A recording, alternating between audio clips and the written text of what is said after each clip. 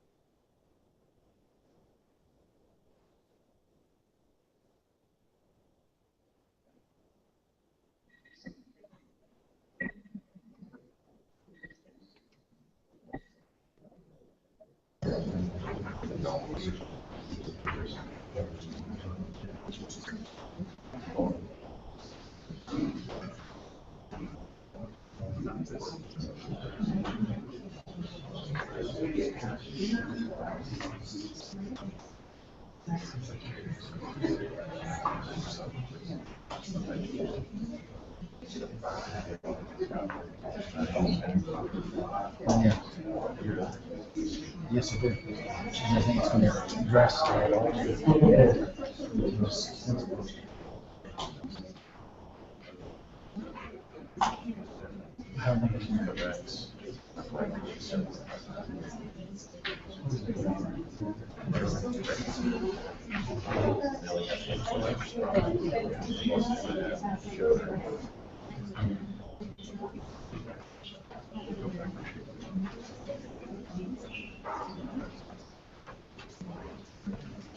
Well, let's get started. For those of you who don't know me, my name is Andrew Trepinevich. I'm president of the Center for Strategic and Budgetary Assessments. And it's my pleasure to welcome you here this morning for the release of our report, Rethinking Readiness by Todd Harrison. We're very fortunate to have with us this morning to open the session Congresswoman Jackie Speier from California. The Congresswoman is a member of the House Armed Services Committee, and for our purposes, even more important, she's a member of the Readiness Subcommittee. And it's interesting from our perspective that the Congresswoman is taking sort of a multi-dimensional approach toward thinking about readiness, something that we would encourage a holistic approach. One is to ensure that if we're buying, we're actually buying efficiently in terms of equipping our young men and women so that when they go into harm's way, they're not only trained to conduct operations as effectively as they can, but also equipped properly. And then secondly, she's had a long and abiding interest in the welfare of our young men and women in uniform. And I can tell you, having been in the Army and commanded soldiers, that their morale is just as important as their equipment, and often as important as their training. Some guy named Napoleon.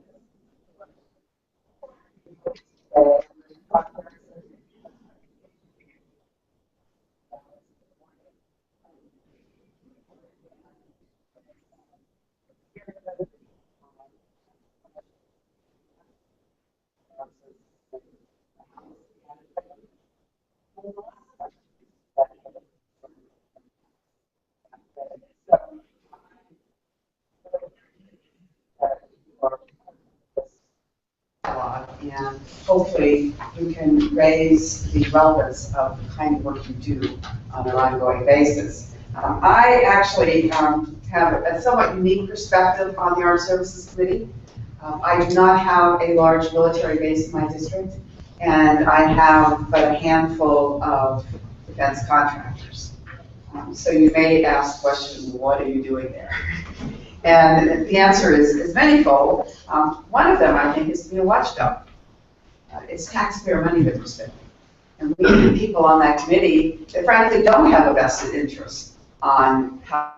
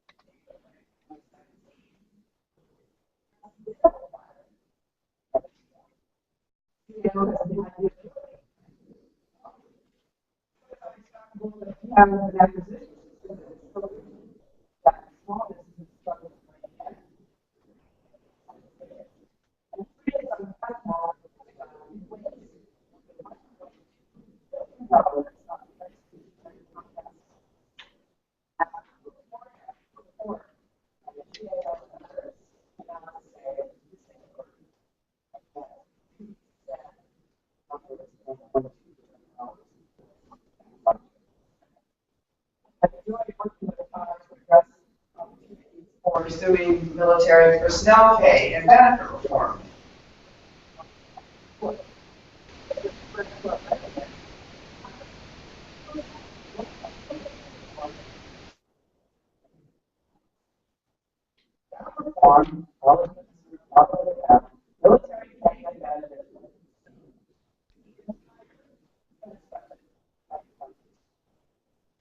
We are very good as members of Congress of what's called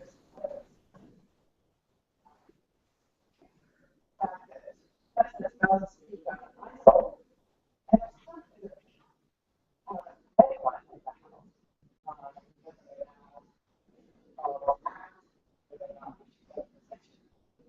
we are so steeped in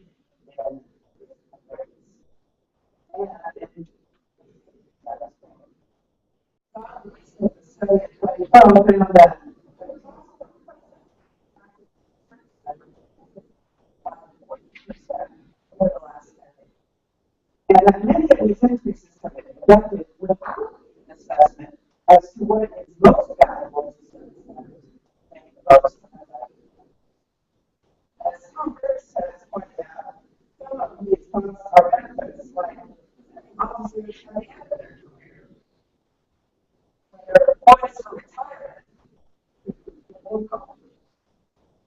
all of us should wonder what's what we're going to talk about.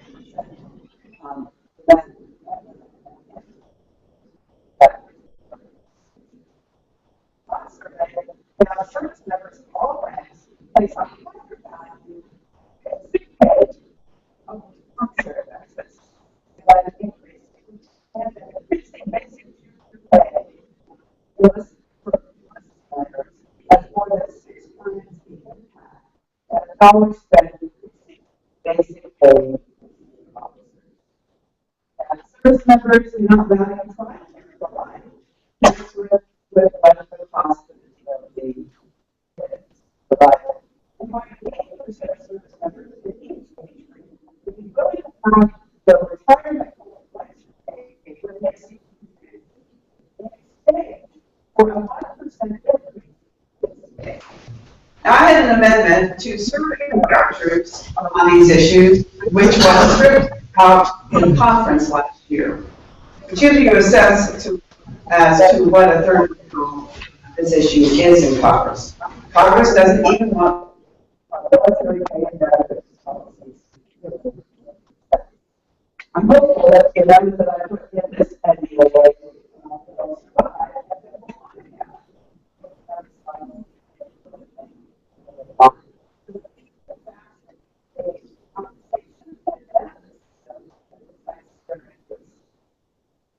Todd's latest article, Rethinking Readiness, makes a compelling case for reforms to measure readiness based on outputs and not just resources. Measuring the performance of relevant tasks that's important, if not more, than measuring inputs like file. I find it's right in Congress with the big picture, but it comes with more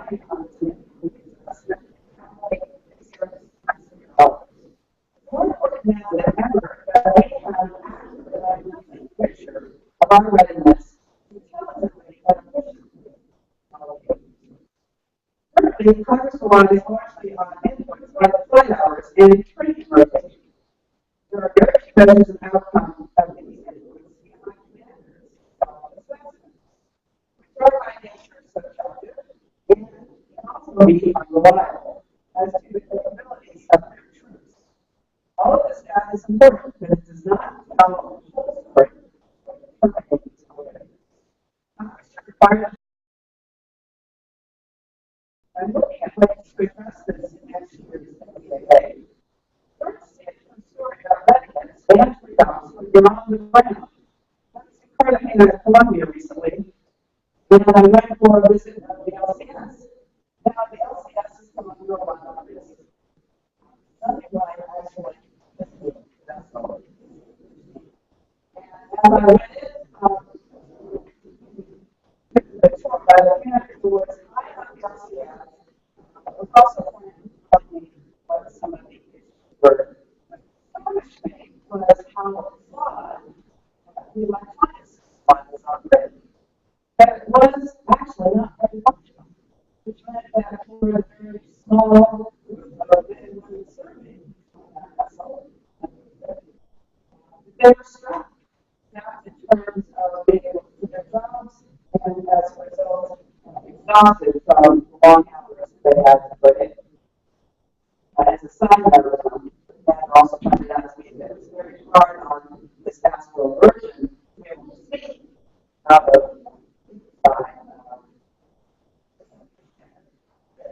and so, well, yeah, I probably need something, for something. And so should we do something about it? And that's, well, you don't get run off. Below the hole, they left my hand. They put it down, and guess what happened?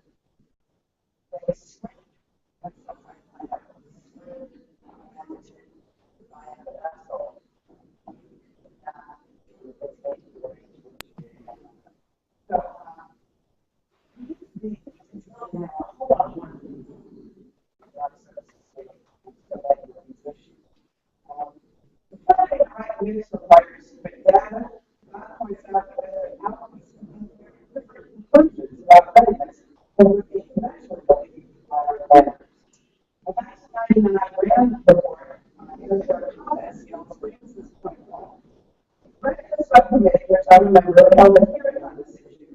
It was only 5 hours.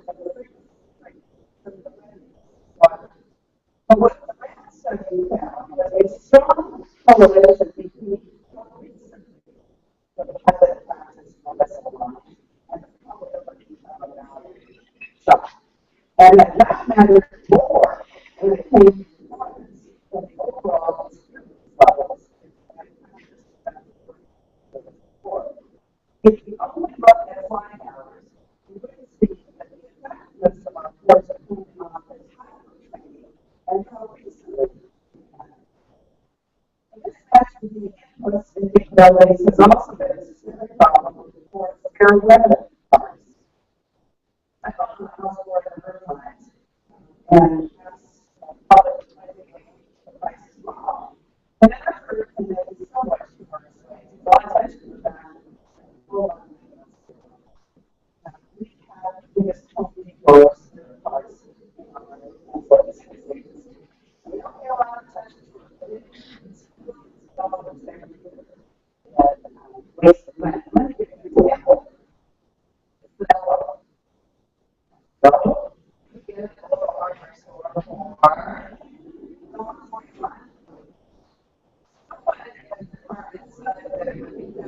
whether not to get it from the DLA set to go to the contract purchase.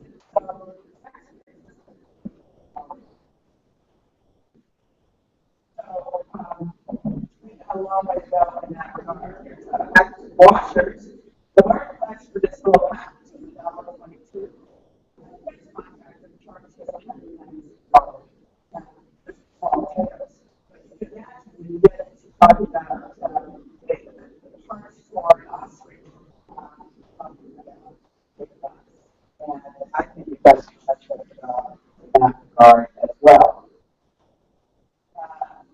Yes, part of the business did a better job. You would say probably billions of dollars every year. And in the last 3 years, the department's gotten $15 billion in assets. But not only are we spending too much on parts of we're buying too many parts and functions that are going up. So, I'm concerned that we well, we're studying the models like the ones that Todd has developed. I'm really going to compare it our job and program. Studies like Todd's indicate as the Congress and the military and if we're not going to look for it, we constantly say that's our job. Instead, our school not only provide a certain kind of curriculum, but they were supposed to see that curriculum on the class.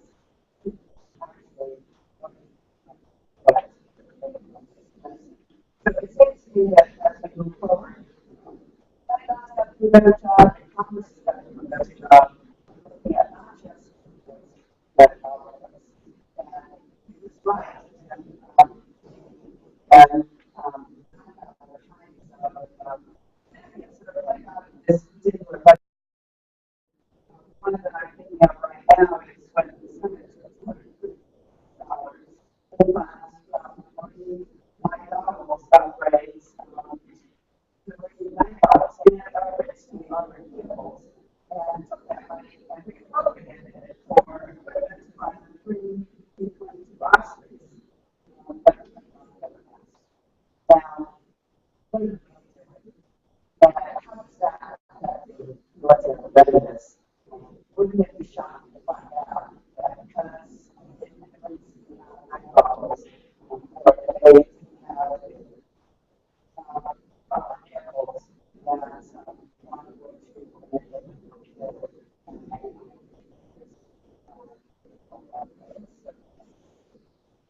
that's much of it. Unlikely to increase significantly and put it on in the tax funds as Congress. We need to open up to the fact that we can't do this. Bad management, bad business, is taxpayer dollars. All of you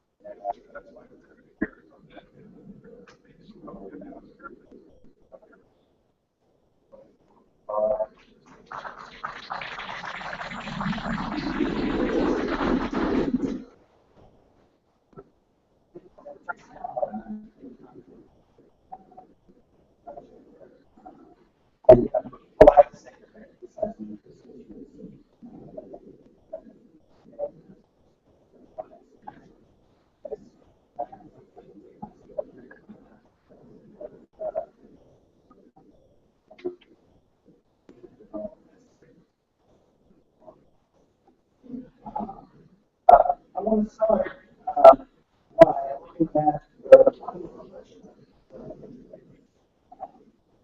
look at definitions. Monetary strategy, and that's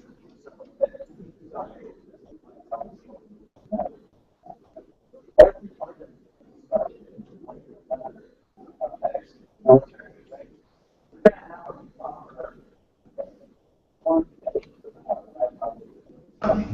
as we should be having right now. We first have readiness and how to develop readiness. So, definition here, the ability to provide capabilities required by combatant commanders to execute their assigned missions. That's nice, but still, it doesn't tell us what does it mean to be ready. What does a ready force look like? What are the attributes of a ready force? And most importantly, how much readiness is enough? I actually like Richard Betts' classic analogy on military readiness. The way he defined it, I tended to like military readiness. We know it when we see it, or more often when we don't see it. He distilled the meaning of readiness into three fundamental questions. As Andrew alluded to before, readiness for what? What types of wars must the military be ready to fight? What types of adversaries, what types of capabilities will our force be going up against, and under what conditions? Betts' second question is readiness for when? How quickly must the military be prepared to fight, What kind of warning are we going to assume that we will have before conflict commences? And the final question, readiness of what? What parts of the force must be ready for which threats and over what timelines?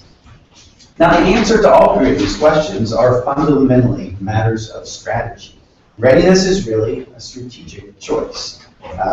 And what it means to be ready can only be understood in the context of one's strategy. And a strategy that doesn't define these attributes of readiness is at best incomplete. Now, I did not attempt to write a defense strategy as part of this report, so I'm not going to define for you what ready for what, ready for when, or readiness of what. I look to our existing defense strategic guidance to provide the answers to those questions. What I focused on in this report is the next logical question. Once you've answered Betts' three questions, the next question is how? How can resources be allocated most effectively to achieve the readiness that's required by strategy? The question of how is one of resource management. And it's particularly important at this point in time when resources are scarce, they are constrained. Now, I have a little fun in the report. I go and use a baseball analogy throughout it. Many of you might be familiar with the movie Moneyball or the book, Michael Lewis's book, Moneyball. If you haven't watched the movie, I recommend watching it. It's a good movie, whether you like baseball or not. If you like it even more, read the book. When I read it, I felt like it was really talking about defense. It was like an extended allegory about defense. And Andrew, cover your ears. I'm not even a baseball fan. But yeah, I really enjoyed it because it chronicles the story of Billy Beane, who's the general manager for the Oakland A's. And Billy Beane knew that his team would never have the resources of wealthier teams like the New York Yankees, so he could not afford to buy the expensive star players. So what he had to do, and what he set out to do, was to begin a systematic, scientific approach at rethinking the game of baseball. And what he was essentially trying to do for baseball is what I'm talking about doing for military readiness. He was trying to figure out how to most effectively apply resources as general manager in order to do what baseball teams are supposed to do, win games. Now, he did two things. First, he developed new metrics, what have become known as sabermetrics in baseball, for evaluating players. And the second thing he did was attempt to develop a better understanding of how inputs, and that is really the team roster, could be optimized to achieve the desired output, winning games. Now, what Billy Beane discovered in baseball, and I think it's true for defense as well, is that the way money is spent often matters as much, if not more, than how much money is available. We've got to spend it properly, and that's really what this is about. So first, let's talk about readiness metrics. As I said before, nearly all parts of the defense budget, in one way, shape, or another, contribute to readiness. Now, current readiness metrics tend to focus on the inputs to readiness, and the inputs are used as a stand-in, a proxy for the actual readiness of the military, the ability of forces to perform the missions and tasks assigned to them.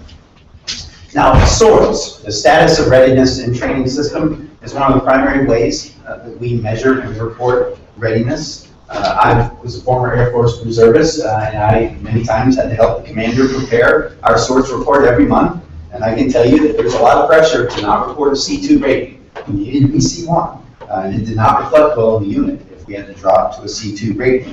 Well, how do you determine those C ratings in the SOARS system? It does a very good job of capturing the key inputs to readiness. People, that determines your P level. Your training, your T level. Your equipment and supplies, your S level. Your equipment condition, the R level.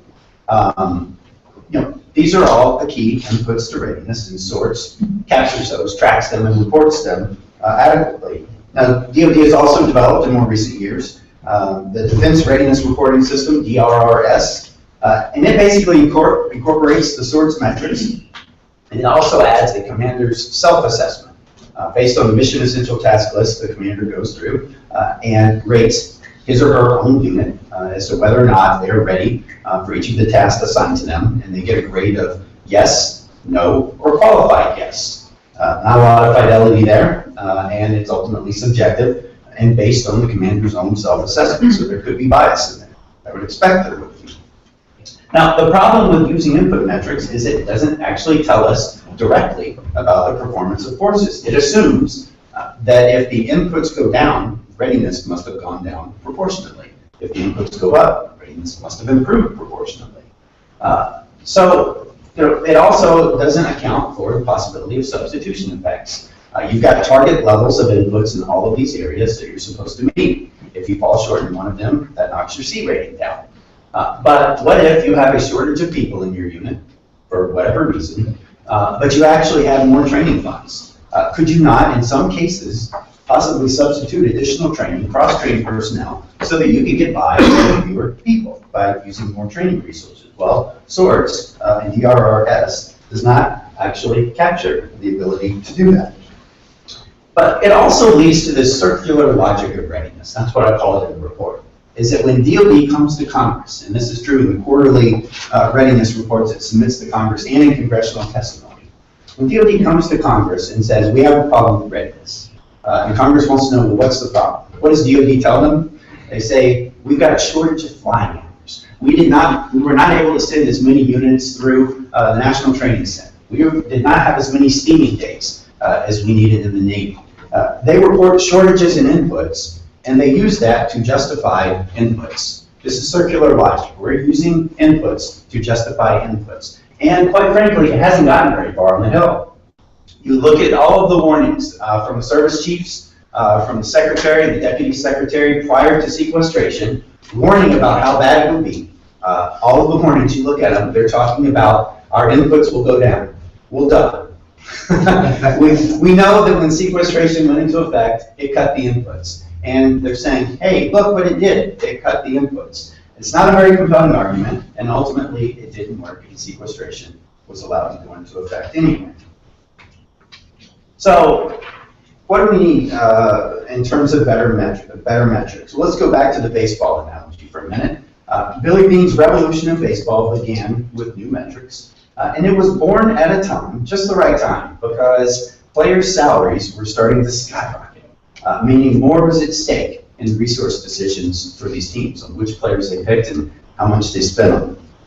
At the same time, computing power was increasing, and it made it a lot easier to process and analyze very large sets of data. So you could do the analysis to figure things out that you couldn't do before. Now, Billy Beane recognized this as an opportunity, and he used better metrics to identify undervalued players and go out there and find those undervalued players, use them for his team, and overcome the budget constraints that the Oakland A's faced. Now, I think we're at a similar turning point for military readiness. The combination of cost growth in military personnel, operations and maintenance and acquisitions, and that combined with the budget constraints that we face today under the BCA means that we cannot continue to afford today's force. And in fact, we see it already. The department is getting smaller as we go into the future. Now, at the same time that we're facing an unaffordable force, advances we're seeing in data networks, storage, and sensors in our weapon systems means that information on the maintenance, the utilization of equipment, and the performance of personnel can be collected now and tracked and analyzed and stored that even just a few years ago we didn't have access to. What we need now are strategy-based metrics. And what do I mean by strategy-based metrics? Well, if our strategy tells us, readiness for what, readiness for when, and readiness of what, that then flows down in what the DoD calls METLS, Mission Essential Task List. And that tells each unit in the military what are the key missions and tasks that they are expected to be able to perform. We should link our readiness metrics to the METLS. We should have measures of the performance measures, quantifiable performance measures for every unit according to the mission essential tasks assigned to them. We should be measuring these readiness outputs. That is the ability of forces to perform the missions and tasks assigned to them. And in many cases, we already do this. We conduct training exercises and units get scores. Fighter pilots get scores. We know in many cases how well they're doing, but what we don't do is collect that information on a wide scale and analyze it and aggregate it, track it over time, and report it. Instead, we're just reporting the inputs. I think it's also critical that the metrics we come up with, they need to be able to quantify the degree of performance. It's not sufficient to just do like in DRRS and say, are you ready for this task? Yes, no, maybe. That is not sufficient because ultimately we have to come up with a quantity in the budget, right? That's what this is about, is figuring out how do we allocate resources. And Congress cannot appropriate at the yes, no, or maybe level. Congress has to appropriate a number. And so we need to know the degree of performance so that we can measure the degree of which changes in the inputs affect the change in performance, the output. Now, one of the things I examined in the report is this RAND study the Congresswoman alluded to earlier. This is actually the PhD dissertation of one of my colleagues at CSBA, John Stillian, when he was in graduate school at RAND. I thought this was a great case study because what he did is looked at the readiness of fighter pilots. He looked at one of the things in particular. There were several aspects of readiness he looked at for the fighter pilots, but one of the things he looked at was simulated air-to-air missile launches, so how good they were in air-to-air combat. And what he found was that the hit rate, that is, the number of times a pilot launched what would be a successful missile launch, tended to vary with practice. That's not surprising. But more specifically, it varied with how recently a pilot had practiced this particular skill. The past 10 days turned out to be the most important. Readiness was lost quickly if you had more than 10 days since your last practice this skill. But it also was regained quickly. Once you had practice again, your readiness went back up. You had a much higher chance of having a successful missile launch. What was surprising about this is he did not observe a significant correlation with experience or overall flying hours. And that goes against, I think, a lot of the logic used in DoD now. So what this suggests is that instead of measuring flying hours for a fighter squadron as a proxy for readiness, when it comes to this particular skill, air-to-air combat, we should be looking at things like the missile hit rate. We should be looking at the actual performance of our forces, and we are collecting this data. The folks are going out there, they are being scored. We're just not collecting it, reporting it at higher levels. This is just one example. You can imagine for different parts of the force, you would have different metrics depending on what type of unit it is. And in some cases, you would want to measure readiness down at the individual level. Like for a fighter pilot, there are things they do as an individual that you can measure. For other types of units, you need to measure it at a higher level, at a unit level, even a combined unit level or a joint force level. It's depending on the type of skill that you are measuring. Now, what comes next? Now, after we have strategy-based metrics in place that actually give us an idea of the performance of our forces, the next step is to understand how changes in the input and the inputs to readiness affect changes in the performance of our forces, the outputs. Now, the military is an incredibly complex system, and it transforms these inputs into outputs in a way that I don't think we can ever possibly understand completely. That is why we need to use approach. I'm a former engineer, and we talk about black boxes. In engineering, we speak of a black box. That means that it's a box. You know the inputs going into it. You know the output coming out of it. But you don't have to know what goes on inside there. All you know is you change the inputs a certain way, and you know what to expect in terms of the output. I think we need to look at readiness in that way. It is an incredibly complex system. It does not lend itself well to modeling overall. But that's great because we don't need to know all of the details that are going on there anyway. We consider it a black box, and then we can use a scientific method to identify causal relationships between changes in the inputs and changes in the outputs. Now, if you go back to John Skillian's case study, there's a little more to the story that I haven't told you. Of the data that he collected, 137 air-to-air engagements that were tracked, they were all with the Air Force's 4th Fighter Squadron over a period of a few months in the late 1990s.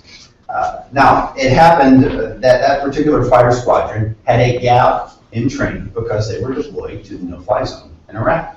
And so they went and they were flying racetrack patterns in the sky over the desert, and they didn't do the air-to-air combat practice that they would normally be doing. So it created a natural experiment, and that's why John picked it for analysis. And a natural experiment can give you some useful correlations, like he found that it appears that there is a correlation between how recently air crews had practiced air-to-air combat and their performance at that particular skill. But a natural experiment cannot prove what would have happened had this unit not been deployed. It cannot establish a causal relationship. Natural experiments and historical data cannot control for other biases or hidden conditionals that may be affecting the outcome. Things you're not even aware may be affecting the outcome. Now, it could have been that the lack of practice was actually causing the fighter pilot's performance to degrade.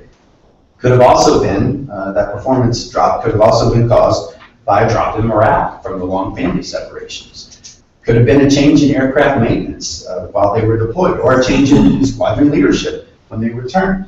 The point here is that historical data cannot prove the counterfactual. What would have happened had the situation been different? That's why you need controlled experiments, because a control group tells you what would have happened. They do not change the inputs at all.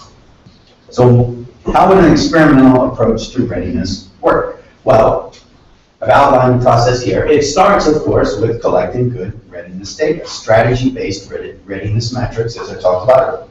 Now, over time, you collect this data, and I'll allow for statistical analysis, so you can identify trends and correlations, and sometimes observe natural experiments. Now, this provides the basis for a preliminary assessment of what inputs seem to affect outputs and by how much. And from your preliminary theories and models, you can then generate hypotheses for testing. Now, the next step is critical. These hypotheses then need to be tested using controlled experiments if you want to prove causality, taking it from just a simple correlation where you don't know if it's actually causing it to proving that something is a causal factor. Now, for controlled experiments, of course, control groups help establish what would have happened had the inputs not been changed. Randomly assigning people or units to the tested control groups would also help isolate the effects of hidden conditionals. You go a step further, even better, is blinding. And that's where the testers and the testees don't necessarily know who's in a tested control group. That helps eliminate bias from the testers and the testees. It's not always possible to do that, but where you can, that's a higher level of rigor. And of course, running multiple independent controlled experiments over time will help further isolate any biases or hidden conditionals that might be affecting the results. Now, the results of your experiments would then generate more data, and it would either support or refute the hypotheses being tested. The important thing here, though, is it creates a self-correcting feedback loop, right? And that's important because our understanding of readiness then can continue to improve over time. And as I said before, the military is a very complex system, and it's also dynamic. The military itself is constantly changing as new technologies are introduced and new generations of service members come into the force. So what worked in the past for readiness may not work in the future with different technologies, different weapon systems, and different people in the force. So we need this continuous feedback loop to constantly update and refine our understanding of readiness. Now, this goes against military culture in many ways. I'm aware of that. One of the ways it goes against it is that experiments will at times refute a hypothesis. And in military culture, and I've been part of it, that when a hypothesis is held very deeply to people, and they sincerely believe that flying hours or whatever it may be is critical to readiness, they may then view that experiment as a failure if it refutes something that they held to be true.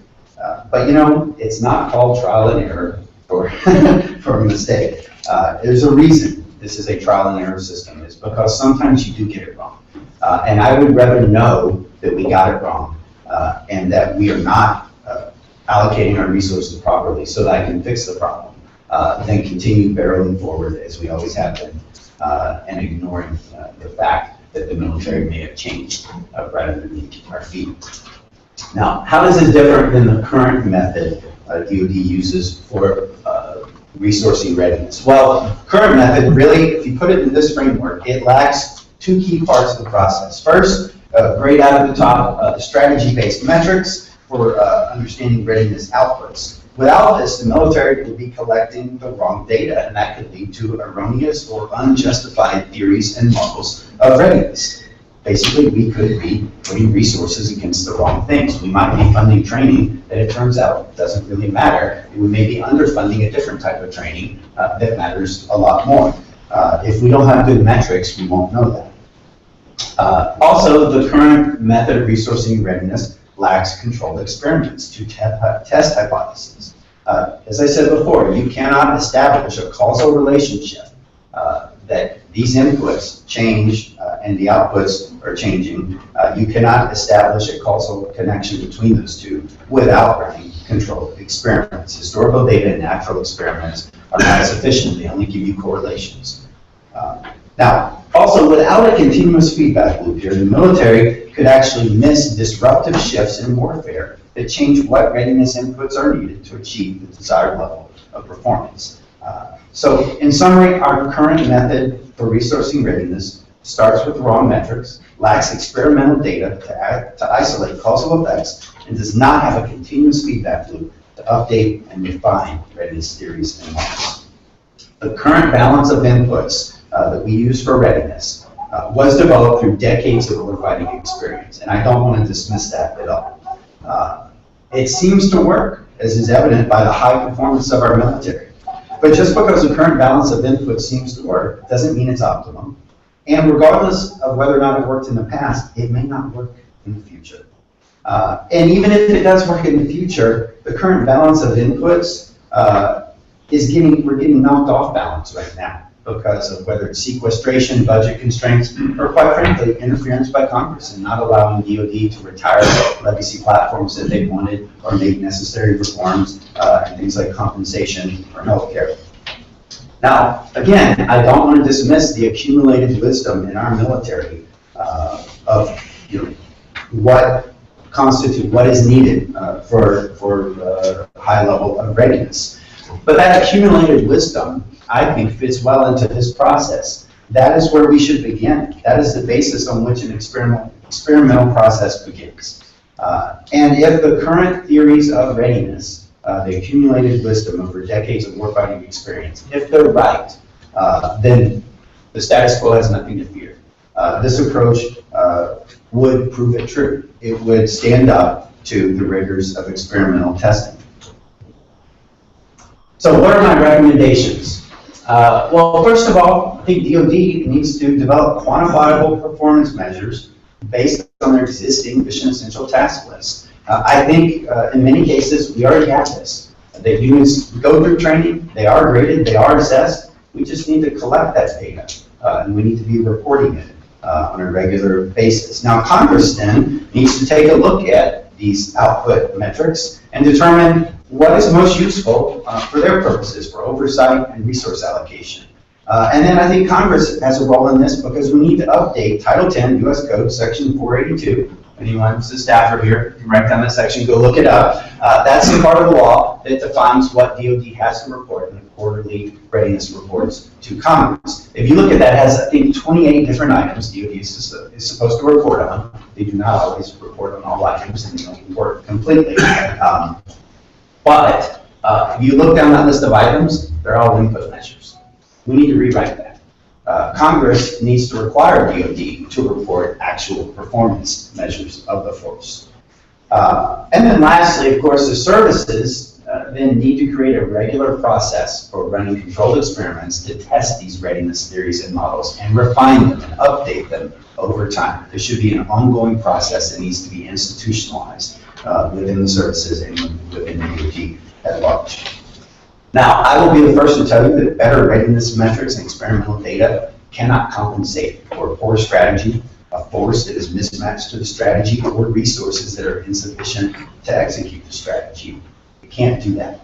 But what it can do is provide a more effective allocation of resources for readiness. And that will give the U.S. military a significant fiscal and strategic advantage they can endure into the future. Now, if we do not take advantage of this opportunity to rethink how we apply resources to readiness, someone else will, and they'll get the advantage before we do. At the end of the day, this is about more than just being good stewards of the taxpayers' money, if that is not good reason enough. But really, this is ultimately, at the end of the day, it's a matter of maintaining the U.S. military's preeminence as the best equipped, best trained, most highly capable force in the world. We owe it to our troops to do this, and I think we should expect no less of our leaders in DOD and in Congress. So with that, I'll open it up. If there are any questions? Just two observations that came to me from reading Todd's report. One is his point about strategy really matters. And if you look, for example, we've changed our strategy profoundly over time, and arguably we may be in the process of changing it again. But just to give you a broad sweep, prior to World War II, we had a mobilization strategy, which meant very small active force, not particularly ready for immediate combat. And the idea was you would mobilize huge quantities of human and material potential to go fight. During the Cold War, that obviously went out the window, and as Todd said, critically important for everybody to be C1. No matter how you got to C1, you better be at C1. And that was one of the issues that motivated President Clinton engaging General Meyer. During the recent conflicts, or the Army in particular, went to a tiered readiness. You had units that were in combat, units that were recovering from a deployment, units that were training up and regaining their proficiency. So again, you look at different units and expect very different levels of readiness, and of course, readiness for what? And then so unless you really have developed a strategy, it's hard, as Todd pointed out, to even get at the first order questions. And the second thing that struck me is it seems as though the relationship between funding and readiness is non-linear. I started out, we had this conversation, thought this was sort of an S-curve where you put money into a unit that's just being put together, and it takes a while before it even gets ready to do anything. But then it rather moves up steeply on that learning curve, at some point it begins to flatten out. And then I remember my own experience where we would get ready for a big exercise, the training money would flow, and we would be training our butts off. But I found also that you get to a certain point where your troops are so tired of training that they begin to lose their edge. So more money actually produces less readiness. So I think Todd is scratching at the surface of a number of really interesting questions pertaining to how do we use these increasingly scarce resources to ensure that our units are as ready as they can be to execute the strategy that we've adopted. Sorry for that speech, but I just thought it was a great report. And to that point, we need to map that curve. Does it look like an S curve? Does it look like a home? We need to map that curve first, and then we need to figure out where we are on that curve, because we could be dramatically underfunding readiness in certain areas where a few more resources would have a big impact, or we could be overfunding it. We could be saturating the troops with training, whereas if we actually back off a little, we might achieve a higher level of performance. Yes? Hey, Todd, John Evans from Brookings. I'd like to say I like the way that you talked about nesting strategy with what it is we're doing. We train. And ostensibly, levels should be nested all the way through, because most of them are tactical level tasks at the end of the day. They should be nested into our strategy, kind of driven by what it is we expect units to achieve. My question for you is, if we were to take, for instance, the source system and kind of remove it from the equation, how then, when you move into the experimental phase of your model, and there's a failure, how do you assess what created that failure? Was it a lack of personnel? Was it a lack of the OR rating required? Did you not have the right piece of equipment from an S level? Or was it a T level rating and not enough flying hours or days to train? How do you approach that? So in an experimental process, you would have your theory, and you would say, your theory might say, I need 12 flying hours a month per air crew in order to sustain, the mission essential tasks that these guys are supposed to perform, things that are assigned to them. So then you wouldn't wait for a natural experiment, you'd conduct a controlled experiment. So you'd say, okay, I've got 10 different fighter squadrons here. I'm going to randomly assign 5 of them to a test group and 5 to a control group. The control group, no change. They continue 12 flying hours a month. The test group, I'm going to cut it back to 10 flying hours a month. I'm going to do that for some period of time. You devise your test protocol, and then you go and you test them all, the test group and the control group, measure their performance again, and then compare, is there a statistically significant difference between the group that got 10 flying hours per month and the group that got 12? Did their performance degrade as you expected it would in your theory? It may show you that it degraded dramatically. You've got some good data there, and you can go back and say, okay, I can get more specific with my theory now, that it varies, non-linearly, in this way. You may also find that you can't measure an appreciable difference between the test group and the control group, and then you have to scratch your head and say, well, that seems to contradict my hypothesis here. So I got to go back. I need to reformulate my theory here. Maybe it's not flying hours that matter. And then so you try something else. So it's a trial and error process. You are actively going out and trying to vary different types of inputs to see what the change is on the force. And doing it in a way where you can, as best as possible, isolate other effects. And talking in the report about hidden conditionals, you've got to be careful. This is very similar to the process that's used in the medical community for testing the effectiveness of a new drug. You don't go out and give people the new Ebola virus randomly. They've been doing trials for years, right? And so they try it in animals and try it in monkey, and now they're trying it in people. But they're not going out and doing it widespread yet because we don't necessarily know if it's effective or not or what the right level of dosing is. So they're going to test all of that in experiments, collect data, and continually refine their understanding of how that drug works until we can actually go out and do this on a wide scale. I think that's what we need to be doing for military readiness, is we need to be going out and testing things and trying to figure out proactively what really matters and by how much. Don't wait for a failure. Randall Cole, U.S. Marine Corps. I was wondering, within the Marine Corps, at least I can speak, we have large-scale exercises that are conducted and they're typically set up somewhat like an experiment. I was wondering how familiar you are, how that fit within this same type of model. They have a lot of evaluation that occurs and could be complementary to the Durasort's inputs. And that's exactly what I'm thinking of when I say that we already collect a lot of the data, the readiness output data, performance of the forces, because we conduct training, and we don't just conduct training and at the end of it everyone just goes home. No, we assess, we rate. In some cases you can do that objectively, like with the example of air-to-air combat. We can look at the computer systems in those aircraft and say, okay, that missile launch is likely to have been valid. It was within valid parameters, therefore we assess that as a valid shot, or that launch was out of parameters, so it's an invalid shot. In some cases, you have to do a more subjective rating of how well did these guys perform. But when that's all you can do, that's better than nothing, right? And you want to be measuring the actual output. How did they perform? How did the troops perform in this particular training exercise? We're doing this, but we're not collecting it and reporting it. So that's the first step. Is we're already conducting all these training exercises out there.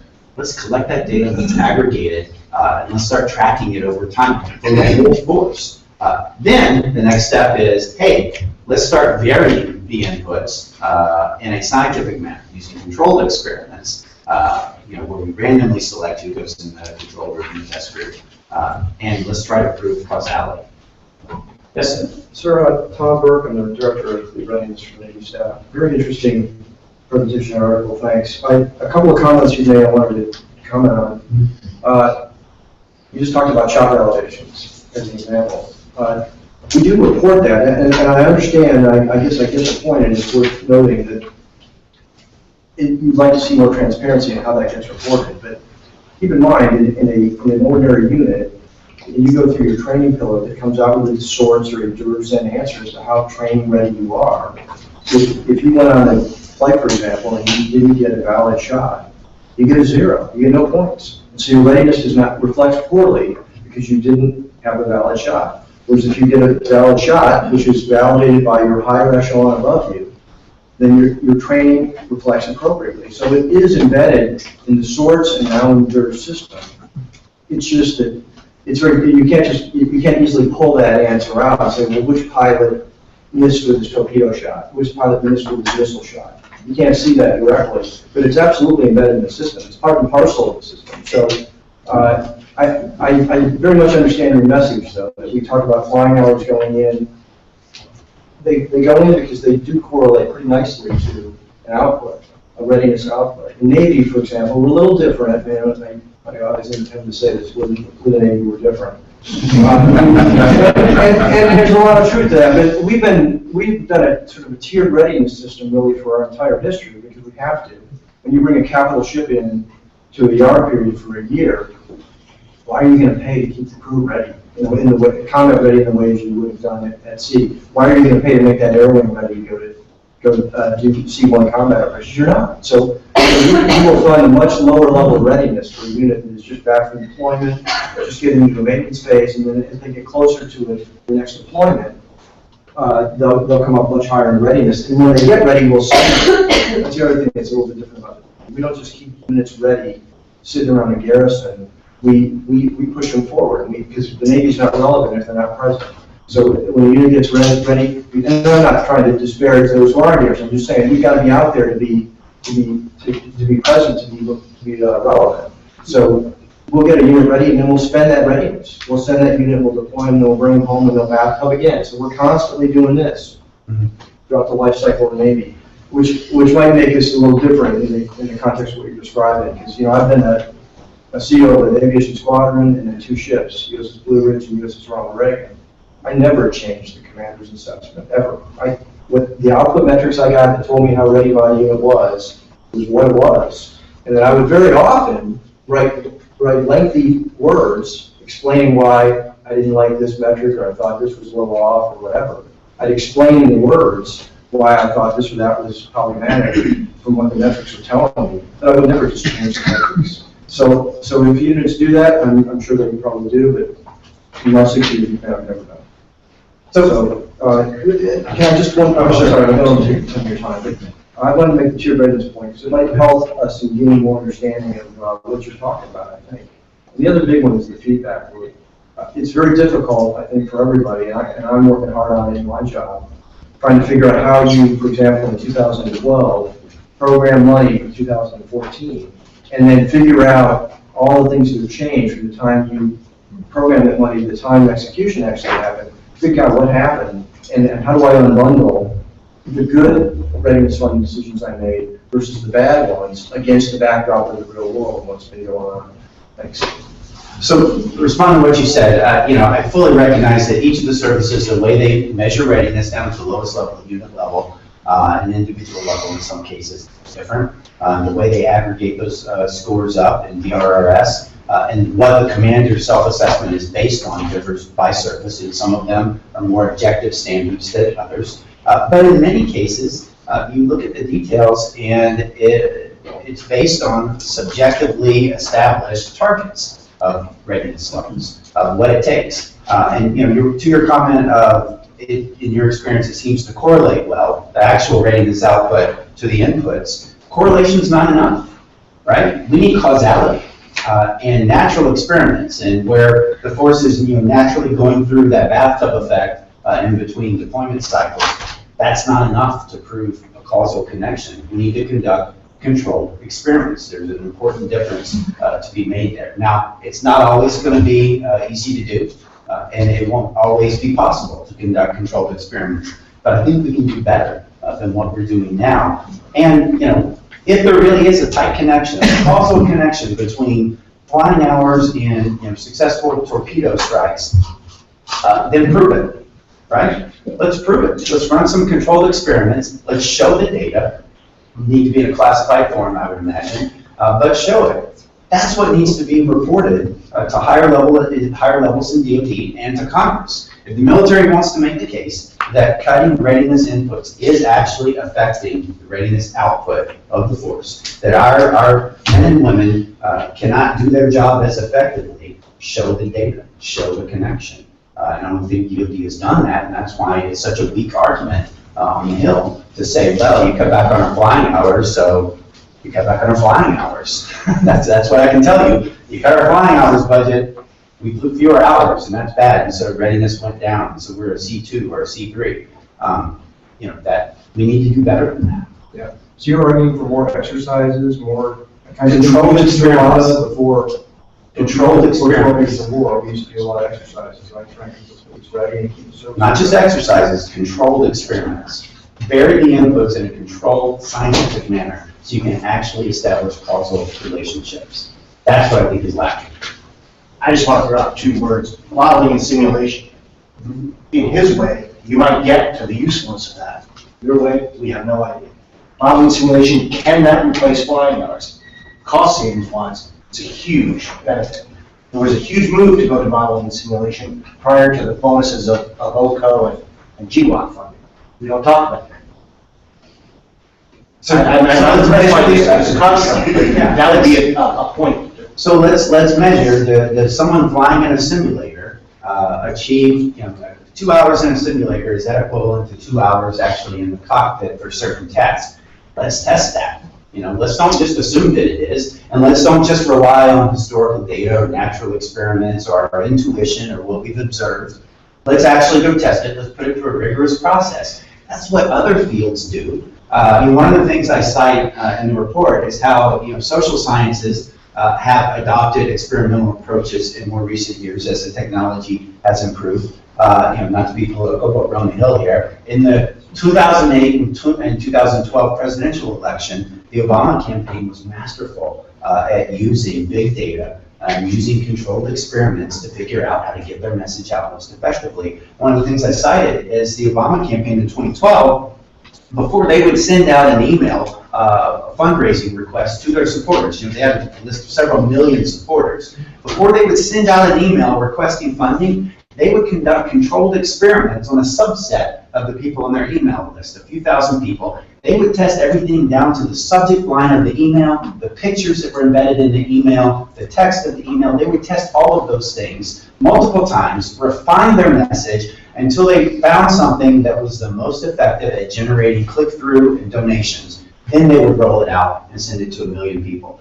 Another example I cite in the report is Target doing this. There was a story, I think it was in the New York Times a few months back, where Target has gotten so good at their predictive analysis of people's buying behavior that they were actually able to predict that a teenage girl was pregnant before her parents knew it. And they had sent coupons to her house based on changes in her buying habits for things like a crib and a stroller and diapers and things like that an expected parent might want.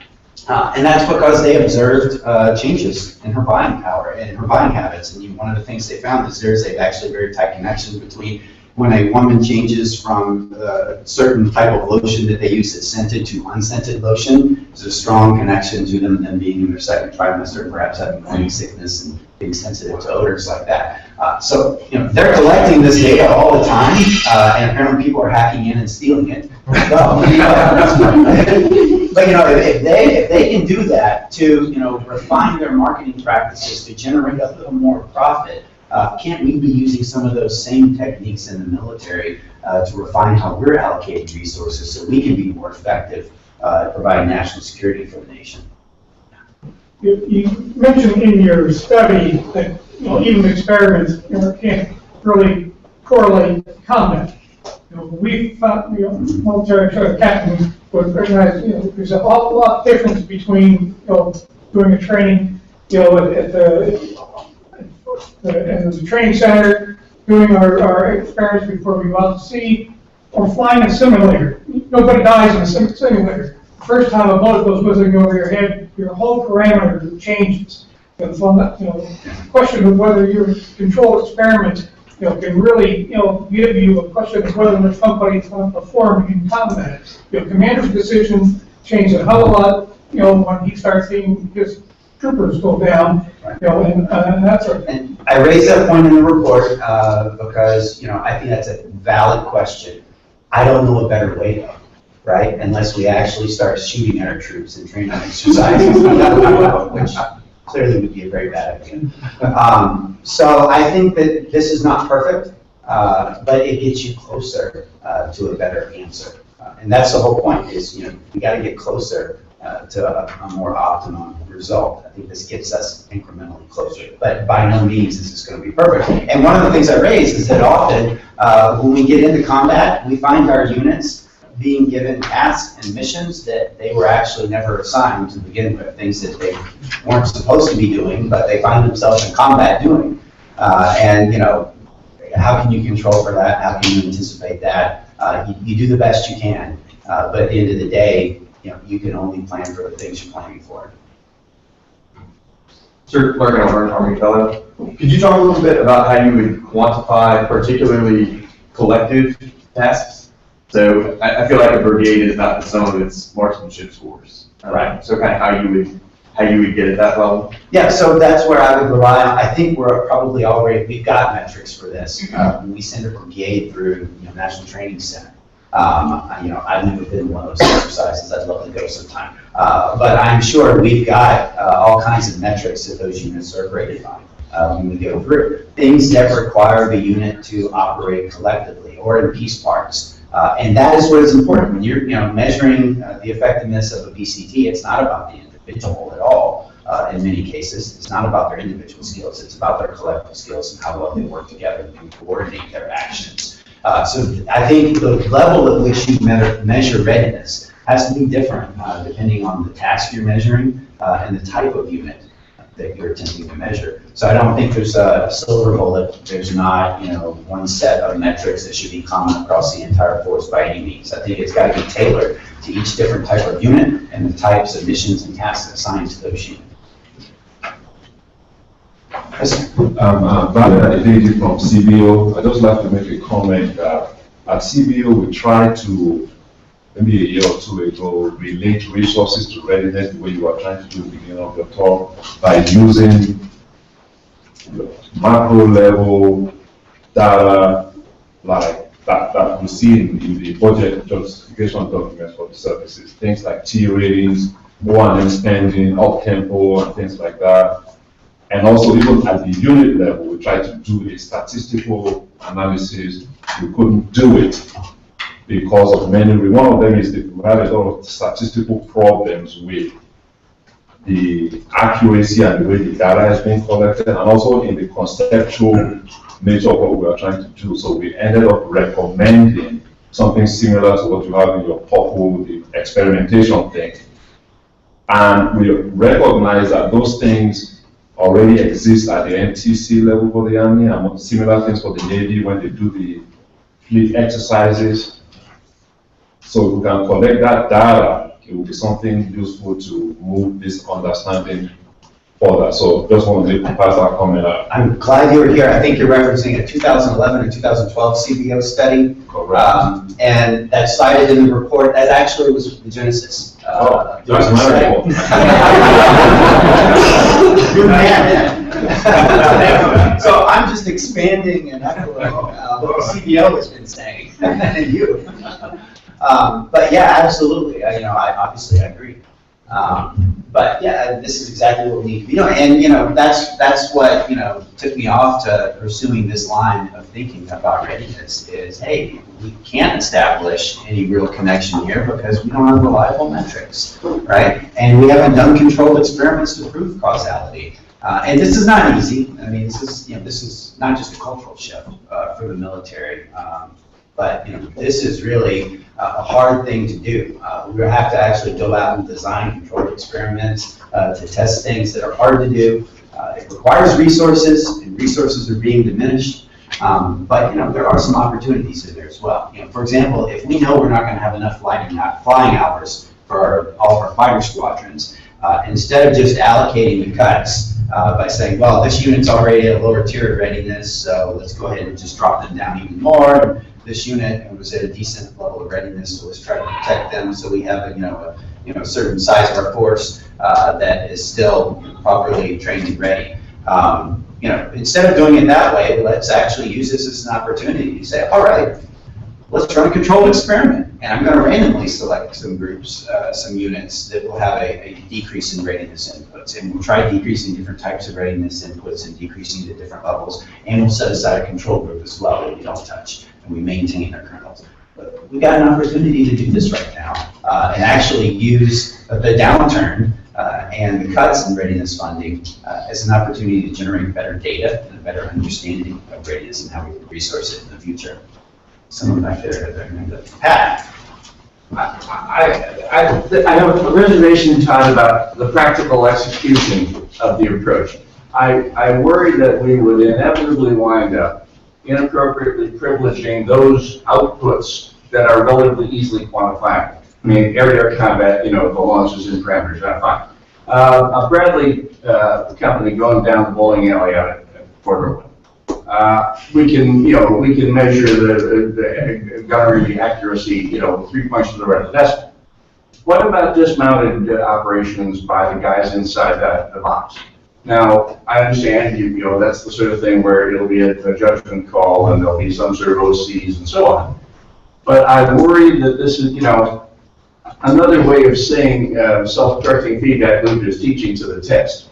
And I worry that we would wind up, if we focus too much on the idea that we're able to isolate the appropriate measures of merit, that we would, the drift back to the hard numbers would be just, I worry about it. So I think it's a fair point, right? Teaching to the test, and you actually would be, right? You'd be trying to optimize your course to achieve the things that you're measuring. Yeah. That's where you've got to be careful in the metrics that you use. They've got to be linked to your strategy, and they've actually got to be relevant to what you need your force to do. Because if you're measuring things that actually aren't important to your strategy, or if you're failing to measure things that are important to your strategy, then you're going to be optimizing for the wrong thing. So that's why any of this, you've got to start with the fundamental question of what is it we want our military to be able to do?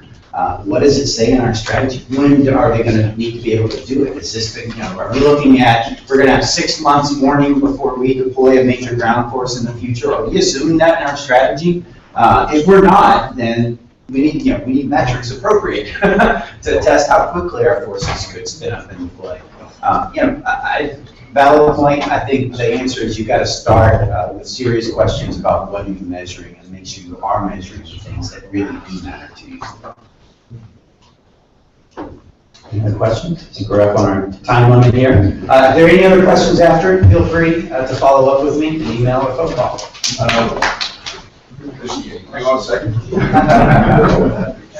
I just want to make one final point. This CREED strategy, to me, it really is a fundamental to everything else that has to do with readiness. And the captain brought up a good point about the Navy not being relevant unless it's forward. And in peacetime, if you're not showing the flag, if you don't have forward presence, and if you're not shooting at somebody, that makes a lot of sense. But think about the question, well, should the Navy plan for a major war? And if it plans for a major war, well, how many, let's just say, carriers would it need forward? I think we can search about 6. Is that the number? I would say that in 2014, we had run our force so hard that it would be very difficult to do that. So say our strategy, as Todd said, well, we don't think we're going to get 2 years of warning. We don't think we can build carriers like sausages. It takes a while to build a carrier these days, okay? If that's the case, either I have to be able to surge carriers and hope that there's a short war, or I have to surge carriers and hope I can somehow keep them out there. And in World War II, when we lacked carriers, we developed an underway replenishment fleet to say, we don't want the carriers coming back. We want you to stay out there. We need to maximize our striking power, so we're going to bring the supplies to you. Well, that's all part of the strategy. And if that's the strategy you end up taking, then I have to build this capability if I also need to train to. I can't wait till the war starts and then start figuring out, well, this is how I better do this. So, again, I would encourage you, for all the obvious reasons, to take a close look at Todd's report. I think it raises as many interesting and provocative questions as it answers. And so I think we've got a nice mix here. But I wanted to thank Todd for his presentation, the Congresswoman Spear, but also all of you for coming today. We have a number of reports that are coming out this fall, and I hope to see you again soon. So thanks again, and again, look forward to seeing you in the not too distant future.